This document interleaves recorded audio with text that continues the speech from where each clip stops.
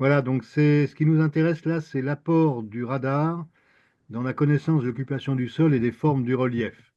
Bon, c'est un peu guidé par donc l'Association française de géomorphologie, hein, parce que la géomorphologie, ça contient pas mal de choses sur les formes, mais aussi en définitive sur ce qui se passe au-dessus. Alors, mon adresse mail en cas d'échange ultérieur, c'est celle-là. Et puis pour retrouver des informations sur le sujet, il suffit de taper sur Google mon nom avec YouTube et finalement, YouTube est un bon distributeur d'informations puisqu'il va rechercher chez chacun ce que l'on a fait.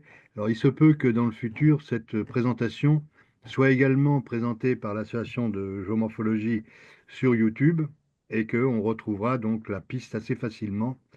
C'est pas très compliqué, donc YouTube range tout dans ses grands placards. Alors, radar, radio détection en ranging.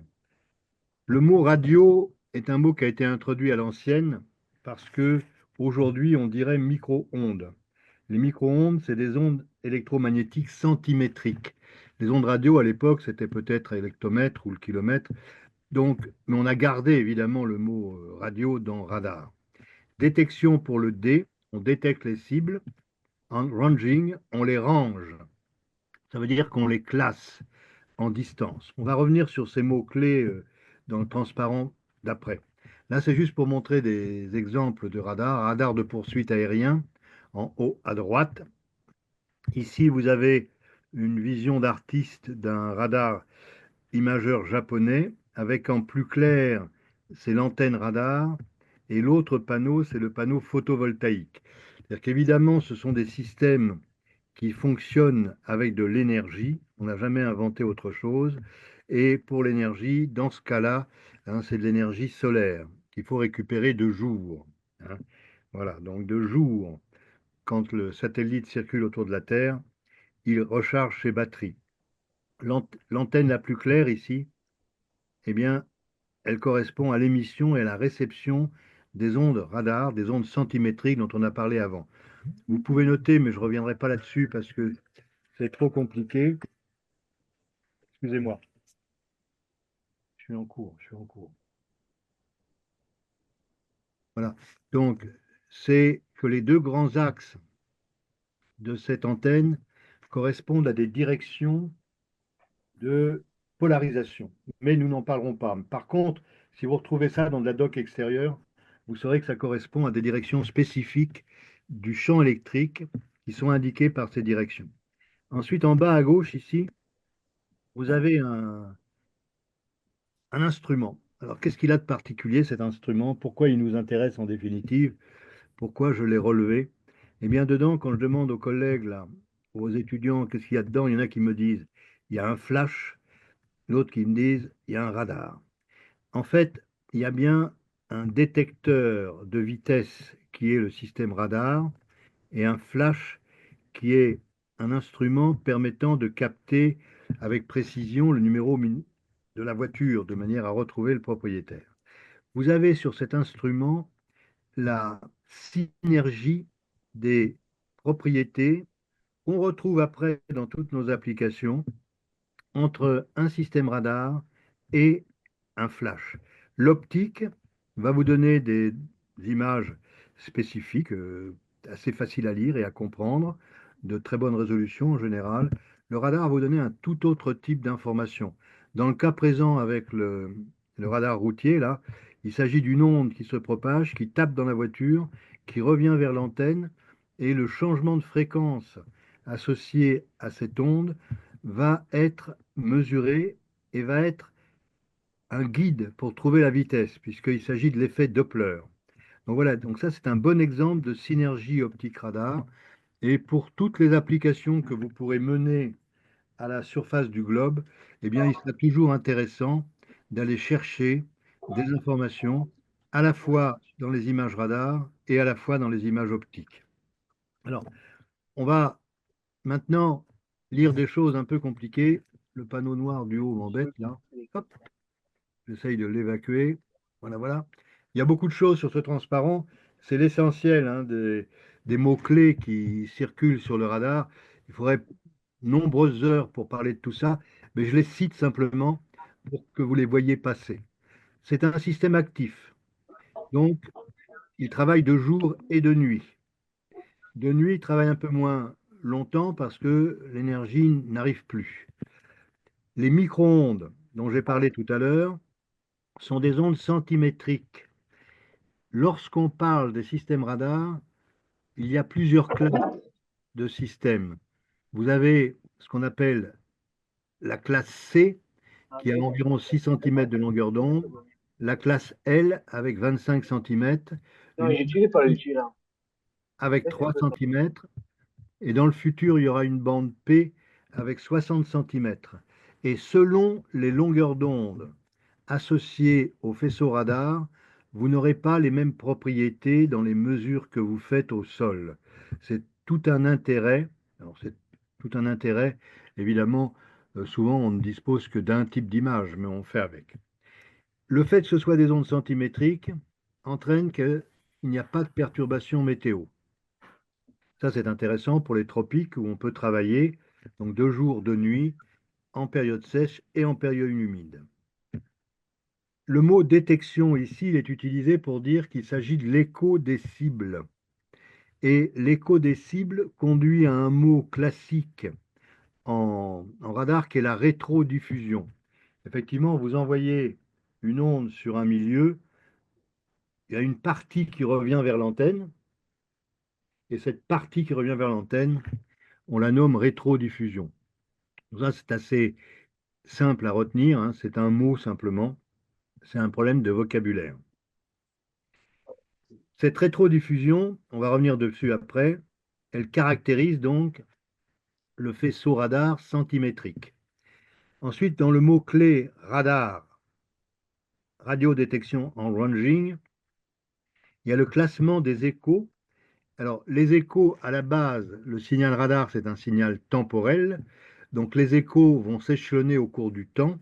Et donc, les échos vont être classés en temps, mais ensuite, ils vont être convertis en distance, puisque le temps de parcours aller-retour entre l'antenne et la cible, ce sera 2 fois la distance divisée par la vitesse de la lumière dans l'atmosphère. Voilà, quelque chose de très proche de la lumière dans le vide.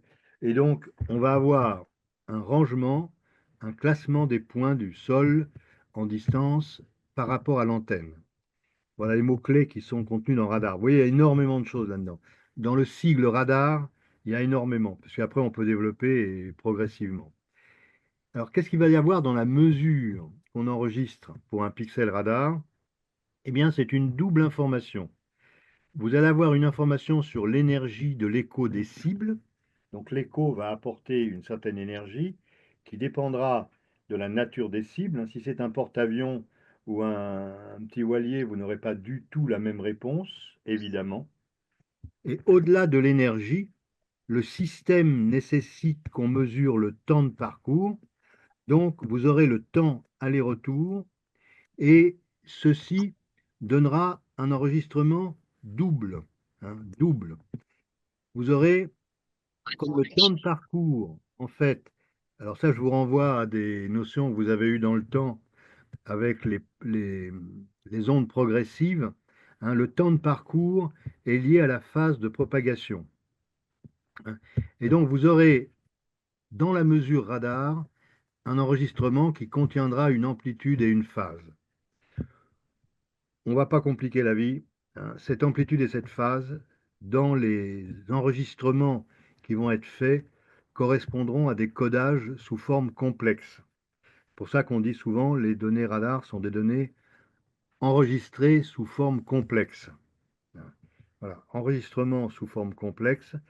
Et vous aurez le choix, vous, en allant chercher les données sur le site de l'ESA, par exemple, où les données sont gratuites, à ne prendre que les amplitudes pour vos applications, ou bien les amplitudes et la phase, donc toute la donnée, ce qui permettrait d'avoir des applications d'une nature différente. On va revenir dessus après. La rétrodiffusion mesurée au niveau de l'antenne, c'est-à-dire l'énergie de l'écho, là je parle de l'énergie, hein, c'est-à-dire quelque chose qui est au carré de l'amplitude, s'écrit comme une caractéristique du système radar, donc une constante, la même pour toute l'image. Le coefficient qui caractérise le retour des ondes, on l'appelle en général sigma 0, le coefficient de rétrodiffusion, hein, c'est lui le coefficient de rétrodiffusion, et ici la surface du pixel. Voilà. Donc là, vous avez une formule assez simple. Le sigma 0 caractérise le milieu. La surface du pixel sol va dépendre de la manière dont le faisceau atteint le sol. Et c'est là qu'on va retrouver les propriétés du relief. On reverra ça ensuite. Voilà. Le coefficient de rétrodiffusion sigma 0, qui caractérise l'interaction de l'onde centimétrique avec le sol, n'a rien à voir avec la réflectance en optique, bien sûr. Hein, puisqu'en optique, ce que vous mesurez, c'est quelque chose qui est lié à la réflexion des ondes micrométriques, hein, le bleu, le rouge, le proche infrarouge, des choses comme ça, sur les matériaux. Donc, c'est des propriétés chimiques de surface qui vont vous impliquer la réflectance, alors que le coefficient de rétrodiffusion, qui est une interaction centimétrique avec le sol, va concerner des propriétés différentes. Ce sera des propriétés géométriques et ce sera des propriétés diélectriques, c'est-à-dire la nature, disons, liée à la conductivité de la matière. Hein, vous voyez que ça n'a rien à voir. C'est pour ça que on aura toujours des informations complémentaires entre réflectance en optique et rétrodiffusion radar. Voilà, la clé de voûte, hein, de l'intérêt du radar, elle est là.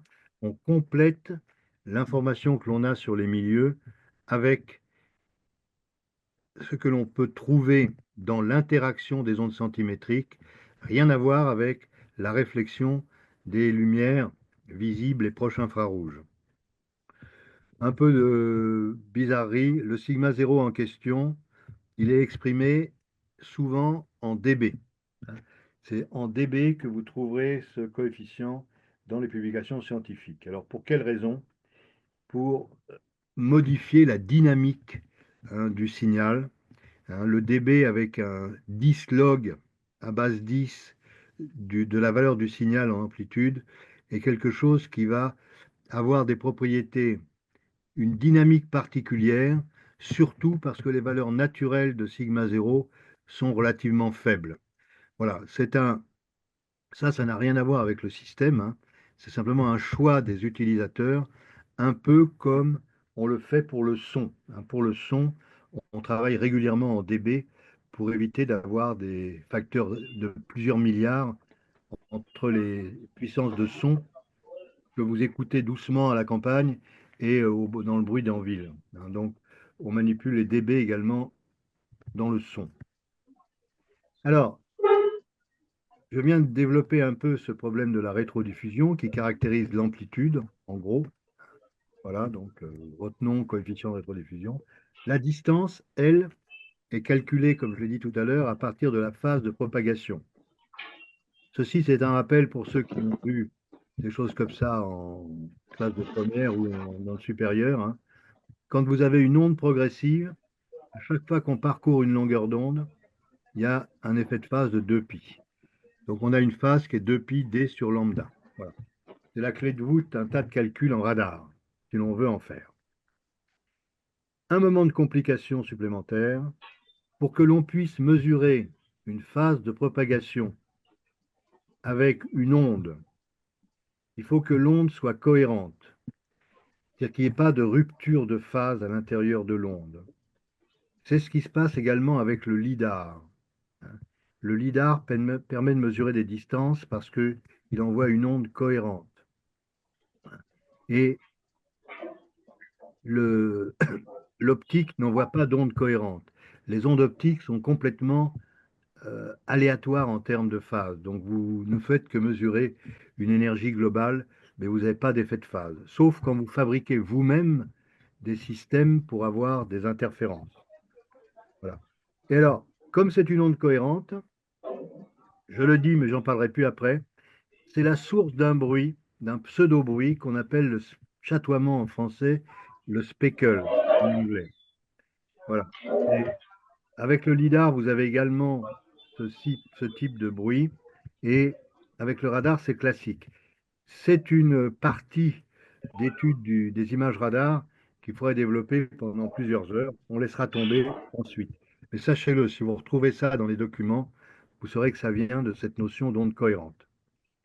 Autre caractéristique associée à la distance, à partir du moment où vous voyez des objets en distance, ou si vous êtes au sommet d'une grande tour et que vous regardez le relief autour de vous, eh bien, vous allez avoir des déformations de l'image qui vont être liées au relief. C'est-à-dire que les sommets de relief ne vont pas être vus à la même distance que si le point se trouvait au sol.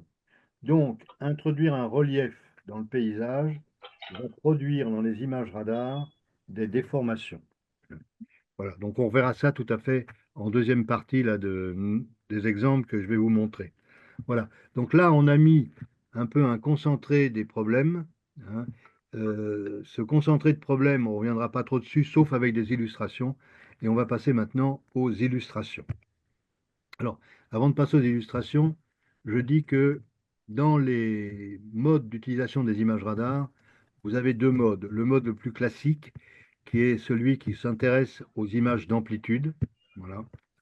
Une image d'amplitude, ou deux images, ou trois images, mais on s'intéresse à ces images-là, un peu comme en optique. Et les images, si on a la phase, et si on a des acquisitions successives, enfin, deux acquisitions qui peuvent être instantanées ou successives, effectivement, vous aurez les applications interférométriques. Donc je parlerai très rapidement tout à l'heure, juste pour les situer, puisque à mon avis, en géomorphologie, c'est plutôt les applications liées aux images d'amplitude qui sont intéressantes. Mais on en parlera quand même. Donc on va s'intéresser à l'usage des images d'amplitude. En haut à gauche, vous avez une illustration qui vous montre que eh bien, sur l'image radar, il n'y a pas de traces de nuages. Sur l'image optique, il y en a beaucoup. Voilà, c'est évident. On connaît ça. Ensuite, à droite, vous avez une illustration qui est sur le Centre canadien de télédétection, qui est assez originale, hein. Vous avez deux zones, B et C. Il y a la vue de terrain correspondante. La zone B, vous avez un granulat qui est relativement réduit. La zone C, c'est très caillouteux. Il en résulte une forte différence de réponse dans l'image. Ici, il n'y a pas de rupture de pente, on va dire. Comme il n'y a pas de rupture de pente, ça veut dire que les différences de tonalité qui sont visibles dans l'image sont liées à la réponse, au coefficient sigma 0 dont on a parlé tout à l'heure, au coefficient de rétrodiffusion. Donc ça veut dire que la rétrodiffusion radar dépend de la rugosité des sols. Alors ça, c'est un point très important parce que dans toutes les applications où vous avez la possibilité de voir apparaître des problèmes de rugosité, il faudra penser que l'image radar peut être intéressante à utiliser. Cette rugosité, elle va être liée à la longueur d'onde. Elle va être mesurée avec la longueur d'onde correspondante. Par exemple, ici, vous avez une longueur d'onde de 6 cm. Des cailloux de 5 cm seront vus très rugueux. Le sol relativement lisse à 1 cm de dénivelé sera vu plus lisse. Voilà. Et donc, selon l'application que vous voulez traiter avec la rugosité, il faudra choisir des images de longueur d'onde différentes, si c'est possible, évidemment, sinon on ne prend que ce qu'on a, hein. Donc, surtout, on retient rugosité, facteur qui influence l'image radar. C'est important de le retenir parce qu'en optique, souvent, on ne voit pas les différences de rugosité dans certains milieux, hein. Voilà, en optique, c'est pas si simple que ça. Donc, la rugosité est un agrément de l'imagerie radar. Je passe en bas à gauche. Là, vous avez un facteur humidité qui est mis en évidence sur une image du Centre canadien de télédétection. Le radar satellitaire, on va supposer qu'il allait de bas en haut, non de haut en bas, pour ne pas tout mélanger, de haut en bas, et toute la partie basse de l'image est plus claire. Eh bien, tout simplement parce qu'il y a eu une ondée pendant l'acquisition de l'image. Effectivement, l'acquisition de l'image, si je suppose qu'on a ici 70 km entre le haut et le bas, le satellite va à 7 km par seconde. Ça veut dire que pendant 10 secondes, il descend du haut en bas. Pour l'instant, le sol n'est pas mouilleux. Et là, il arrive dans une zone qui a pris la pluie. Et donc, la réponse est plus forte. Bon, ce genre d'illustration, on en voit assez peu. Elles sont originales et sympathiques, hein. Mais en tout cas, l'humidité augmente la rétrodiffusion des ondes radar parce qu'en fait, on peut retenir que ça augmente la conductivité du milieu, hein. Donc, les caractéristiques diélectriques sont modifiées, la conductivité est modifiée. Si vous mettez de l'eau sur un sol, la réponse radar est plus forte, hein. Je vous rappelle que si vous mettez de l'eau sur un sable, en optique, vous la verrez s'assombrir, hein. Donc en visible, vous le verrez s'assombrir, le sable. Donc ce sont bien des propriétés différentes, physiques différentes, qui gouvernent l'image radar et l'image optique. Ensuite, une illustration rapide pour montrer que on peut attaquer des problèmes d'aménagement. Ici, vous avez des brûlis, hein. C'est une zone tropicale avec des pratiques agricoles. Et le long de la route en question, on voit tous ces brûlis qui apparaissent avec des surfaces plus sombres, donc pour lesquelles la rétrodiffusion est plus faible. Ce qui veut dire que la rétrodiffusion d'une zone comme ça, la couverte de végétation relativement courte, de faible biomasse, est plus faible que celle d'une forêt voisine à forte biomasse. Voilà quelques exemples qui permettent de voir de quoi on parle. Ici, vous avez une mosaïque de données d'un scatéromètre. En fait, c'est un scatéromètre, ça travaille dans les mêmes conditions pour calculer le sigma 0, là, mais avec des pixels de 50 sur 50 km.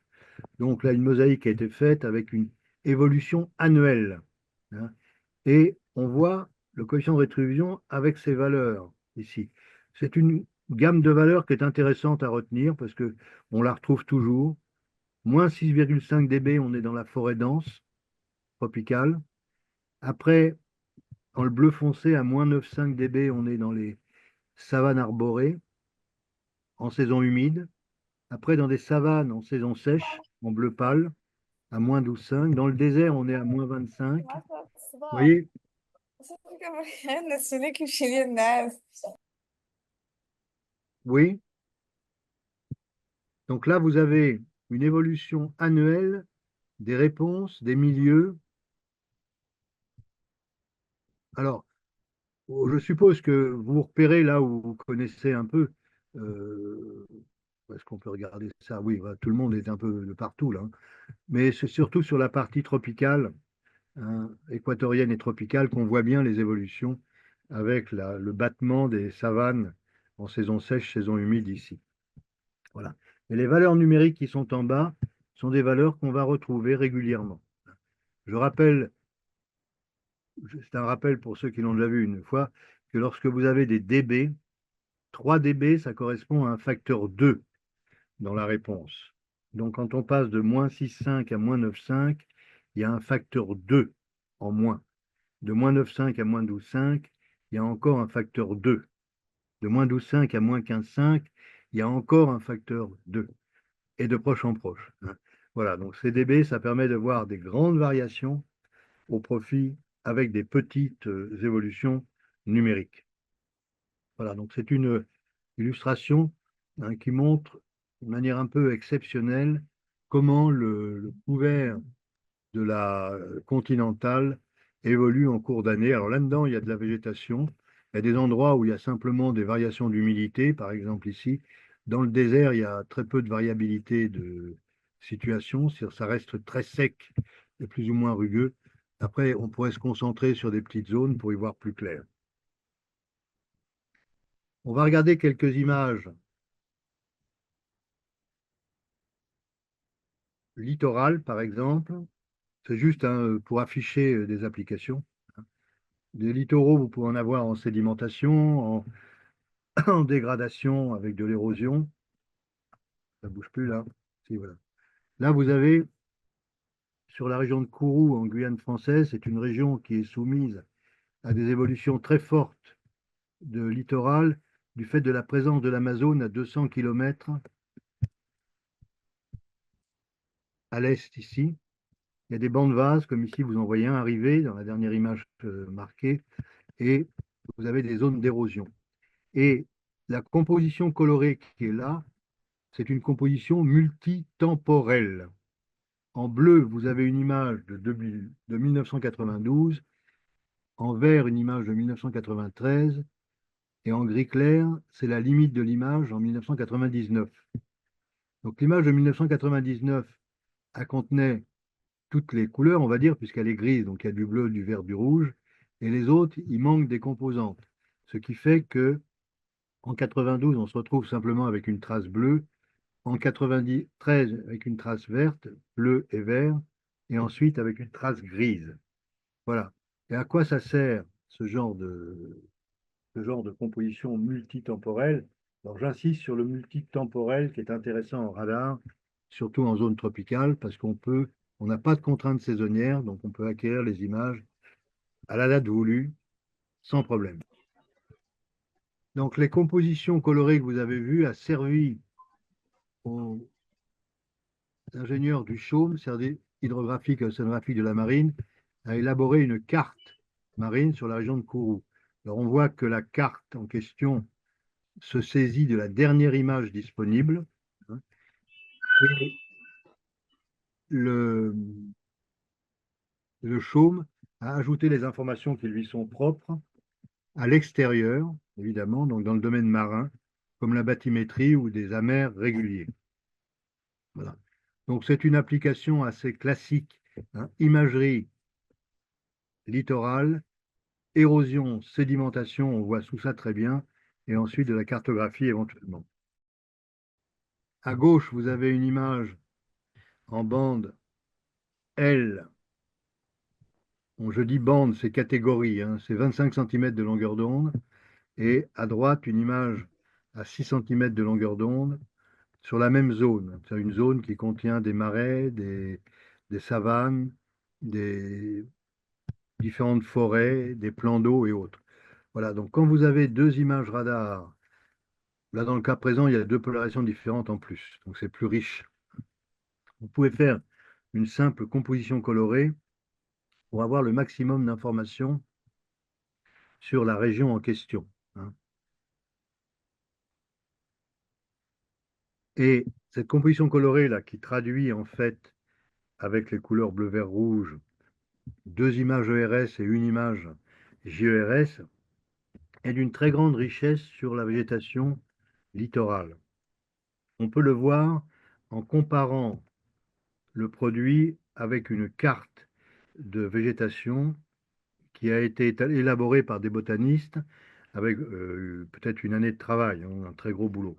Donc si vous vous fixez là sur une limite à l'intérieur de la végétation, et si je reviens en arrière, vous verrez certainement un contraste à l'intérieur de l'image. Donc, ce qui montre que la combinaison des deux bandes, quand c'est possible, hein, à 6 cm de longueur d'onde et 25 cm, avec les deux polarisations en question, est extrêmement riche pour suivre une végétation diversifiée, dans le cas présent en zone tropicale. Un autre exemple qui montre l'intérêt de l'imagerie radar, c'est le même contenu, disons, de mélange de données polarimétriques, là, et on compare avec une image optique, نعم.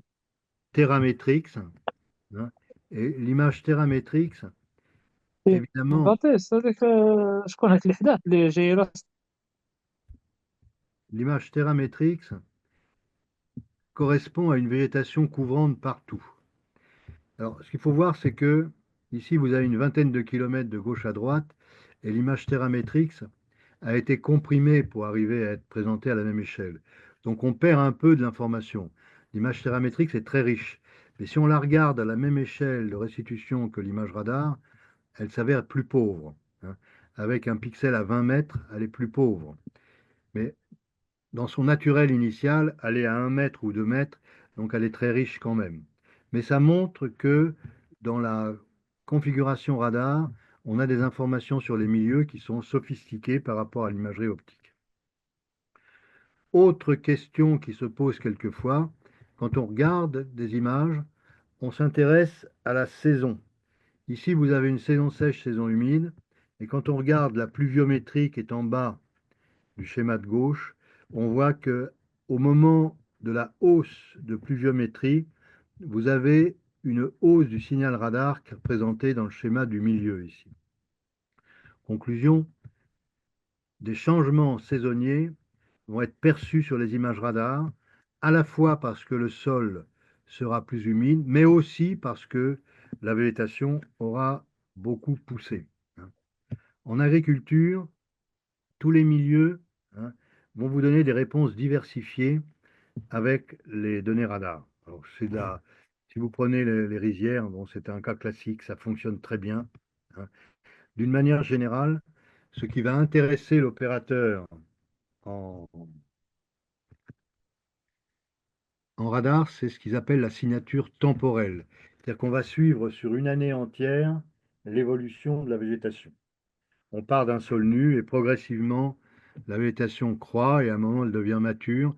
Et c'est cette évolution temporelle qui va donner lieu à une signature temporelle, hein, qui va qualifier la végétation et permettre de la reconnaître, hein.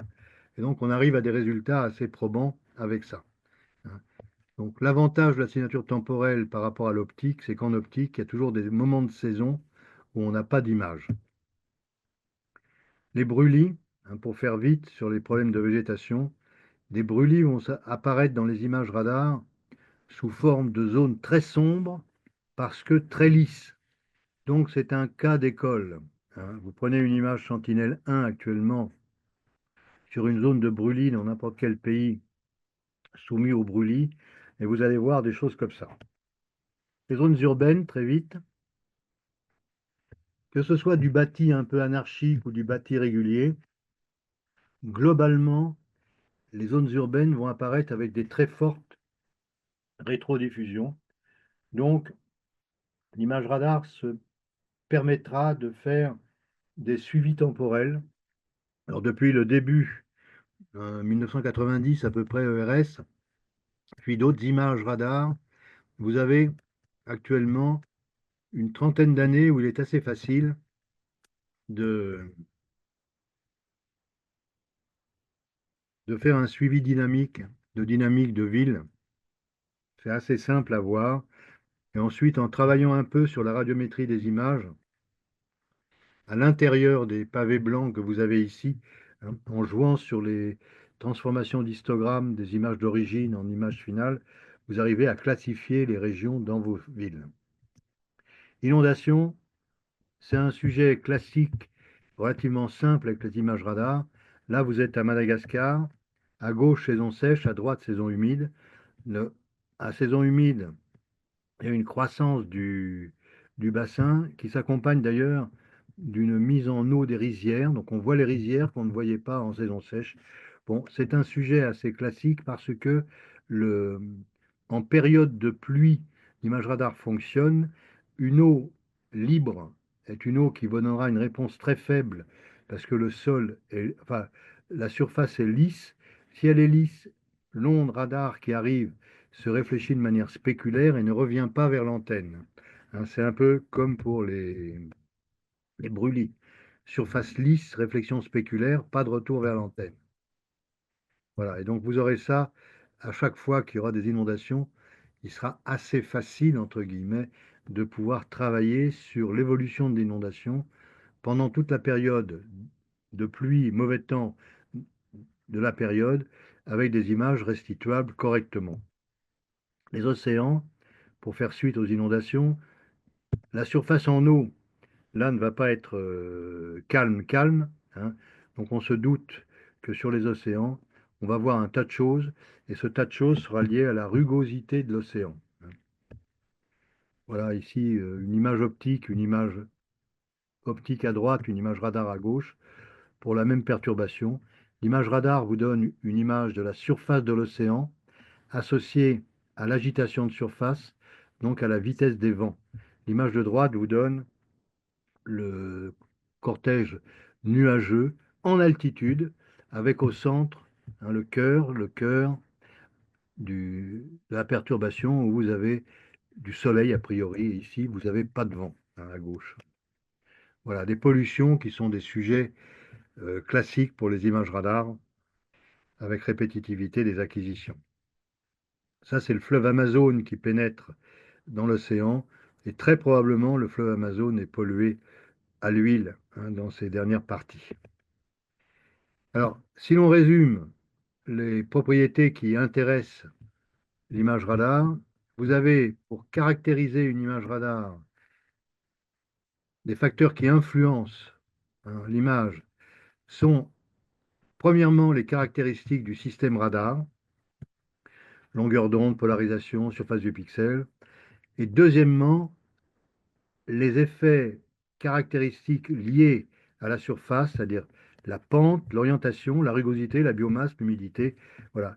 Et la réponse radar, ça va être un melting pot de tout ça, c'est-à-dire un mélange des informations système et des informations liées à la pente, à la biomasse, à la rugosité, à l'humidité. Une surprise, voilà, ça c'est une image radar qui a été insérée dans une image Landsat du désert, hein, et on voit quelque chose d'inattendu.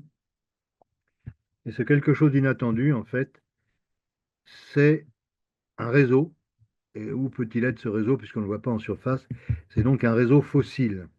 En géomorphologie, ça intéresse également, hein, de savoir qu'il y a des formes du relief qui sont cachées sous la surface.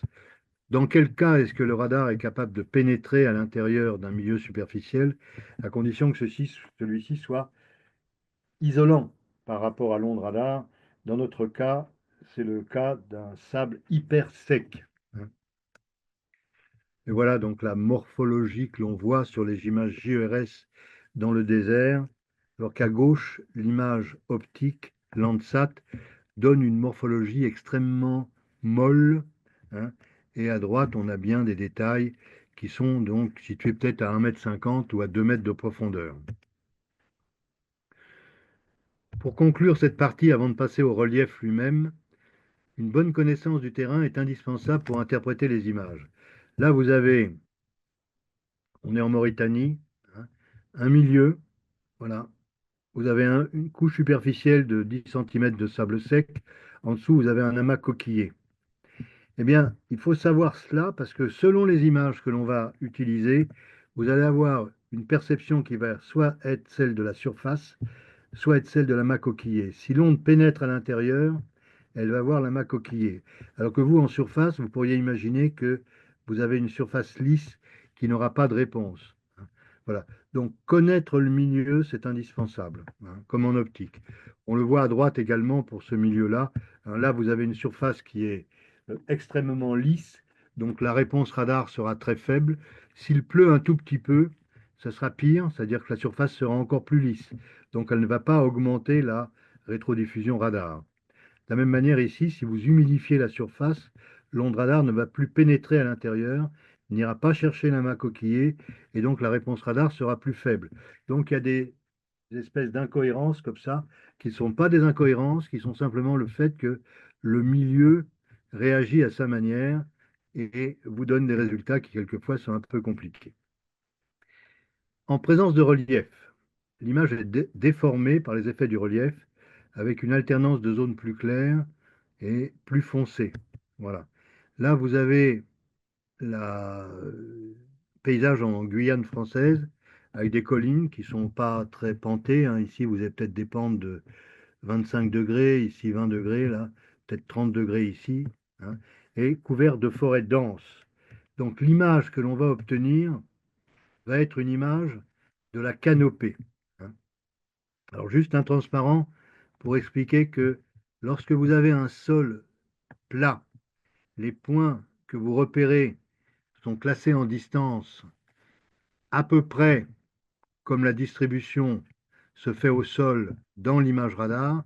Par contre, si vous avez un relief, comme le schéma du bas là, si vous montez le sommet en petit b, le sommet en petit b va être vu beaucoup plus près de l'antenne que la base qui est située en bas ici.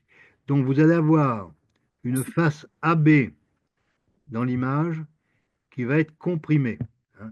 Et ces résultats-là vont provoquer dans l'image des compressions des faces orientées vers le radar et ces compressions vont s'accompagner d'une augmentation de la réponse, puisque vous allez avoir moins de pixels pour représenter une surface, donc il y aura plus d'énergie par pixel.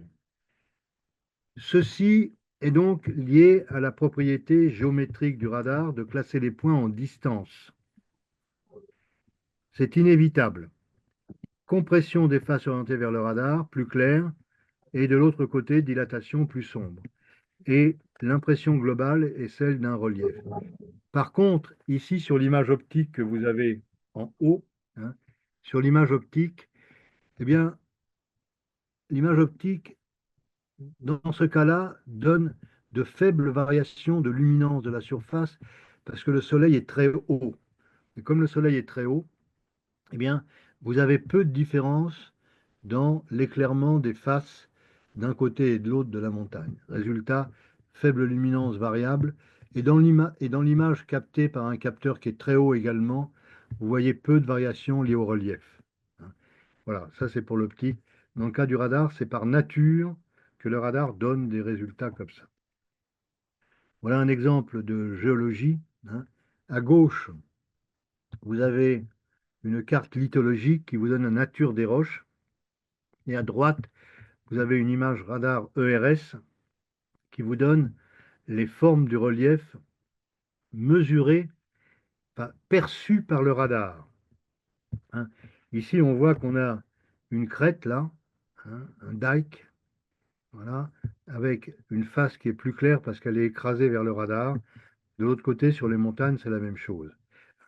Ce que l'on voit sur cet exemple, c'est que la texture de l'image, donc la manière dont le rendu des reliefs se fait. Alors attention, quand je dis relief, c'est le toit de la canopée, mais la canopée suit le relief. Donc c'est bien une restitution du relief par l'intermédiaire du toit de la canopée, hein. Et on a des valeurs, des textures qui sont différentes suivant les lithologies. Bon, dans ce cas-là, c'est assez spectaculaire parce que le paysage n'évolue pas sous l'effet de l'homme et ce qui liait, ce qui provoque la nature plus ou moins pentée des faces des collines et autres, donc la forme des reliefs, c'est l'érosion pluviale. Et l'érosion pluviale, qui agit depuis 2000 ans, est la seule à modifier les formes du relief.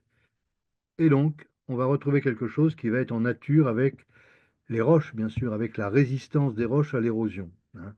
Voilà, c'est un exemple assez spectaculaire d'image radar qui colle en fait à la lithologie. Ici, vous avez une image utilisée par les géologues pour de la prospection en Irian Nouvelle-Guinée. J'étais très content de trouver cette image, hein, parce qu'à l'époque, il n'y a pas si longtemps, hein, un peu plus de 20 ans, il n'y avait pas d'image optique disponible, hein. Donc voilà, donc super content. J'insiste pour dire que ce n'est pas parce que l'image est intéressante et qu'on a l'impression d'y voir un tas de choses qu'on peut faire tout le boulot à leur place, hein. Donc le travail du géologue, c'est un travail métier.